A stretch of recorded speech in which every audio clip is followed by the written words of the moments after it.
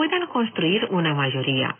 Los socialdemócratas, grandes ganadores de las elecciones parlamentarias de 2016, pero que perdieron el gobierno por una moción de censura, aspiran también a un buen resultado. La confianza de la Alianza Unión Salvador Rumanía Plus, en que van a conseguir un gran número de votos, está motivada por los votos obtenidos en los comicios locales. En cuanto a la diáspora, recordamos que estará representada en la futura legislatura por 4 diputados y 2 senadores. En el extranjero, más de 39.000 rumanos han solicitado registrarse para votar por correo en estas elecciones. La mayoría de ellos son rumanos del Reino Unido, Alemania, Italia, España y Francia.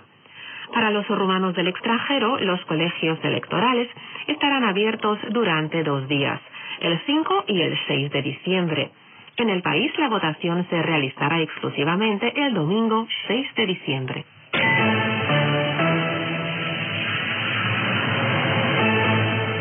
El segundo comentario de hoy se denomina Nuevo Concepto Estratégico para la OTAN. La OTAN debería preocuparse por los problemas relacionados con el cambio climático, las futuras pandemias y el terrorismo, pero también con las amenazas que surgen por parte de China.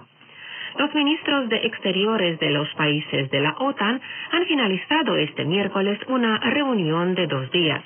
En la agenda han figurado temas como la relación con Rusia, la adaptación de la alianza al nuevo ámbito de seguridad o la situación en Afganistán.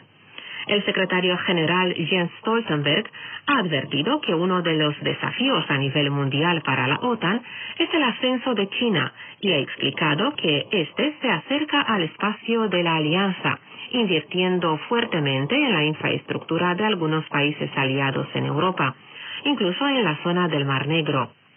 El secretario general de la OTAN ha precisado que en este caso no se trata de un enemigo, sino de un competidor, y que esta es otra razón por la cual la OTAN debe tener un papel mundial más fuerte.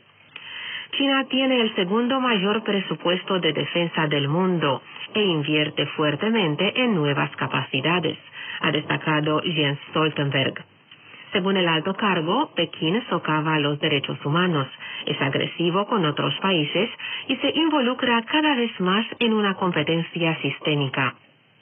Por ello, según opina el secretario general Stoltenberg, las democracias que tienen los mismos principios deben trabajar juntas al tener un interés común para defender sus valores, fortaleciendo la